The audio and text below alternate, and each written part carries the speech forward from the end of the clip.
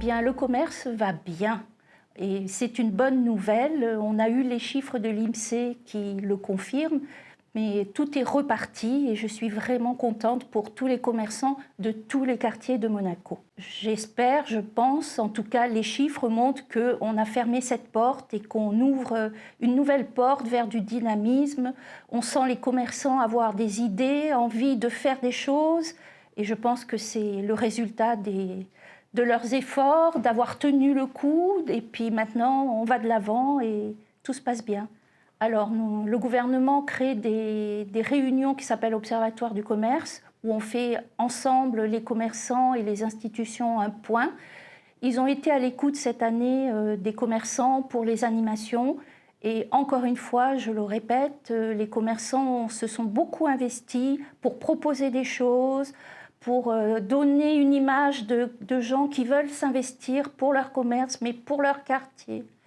Donc oui, je considère que le gouvernement est à leur côté, mais on peut toujours mieux faire, bien sûr. Le quartier de la Place des Moulins est pour le Conseil national et moi-même un sujet important pour le commerce à Monaco. Maintenant, c'est un nouveau quartier derrière la Place des Moulins qui est construit avec beaucoup d'habitations, beaucoup de familles, de jeunes. Il est vraiment temps de refaire un effort sur cette Place des Moulins et sur le boulevard des Moulins lui-même. Je suis à l'écoute des commerçants et c'est vrai que maintenant le temps presse pour ce quartier-là. Bien sûr, les autres quartiers sont importants pour nous au Conseil national. Je parle bien sûr du One Monte Carlo qui marche bien et du Parc Palace qui a fait un très bel effort de rénovation. La Condamine qui, pour ses fêtes, essaye d'être dynamique et vraiment c'est une très belle chose. Et ensuite, bien sûr, Fontvieille, que bien sûr on n'abandonne pas. Alors, Fontvieille, le centre commercial de Fontvieille, ça a été un sujet de tension pendant le BR 2023. Nous avons essayé par des CPE de poser le problème et d'avancer. Le projet initial, je le répète, a été présenté par le gouvernement au Conseil national. En aucun cas, c'est le Conseil national qui l'a demandé. Il était merveilleux, peut-être surdimensionné par rapport au coût de ce bel endroit végétalisé, complètement différent. Le dialogue avec le gouvernement nous a permis de convenir qu'il fallait redimensionner ce projet.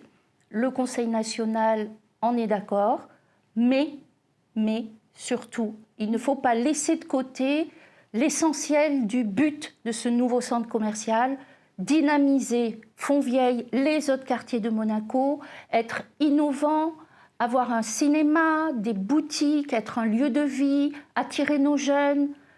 Voilà, c'est tout ce que l'on veut. On ne veut pas dépenser pour dépenser, mais ce quartier a vraiment besoin de revivre, et notamment le week-end.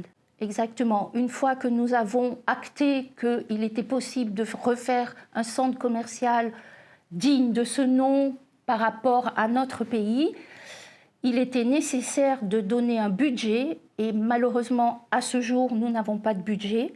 Je l'espère et le gouvernement s'est engagé à nous proposer un nouveau projet redimensionné, mais surtout un budget ambitieux. Je reprends les mots de notre ministre d'État pour un nouveau budget rectificatif qui sera le premier de l'année 2024.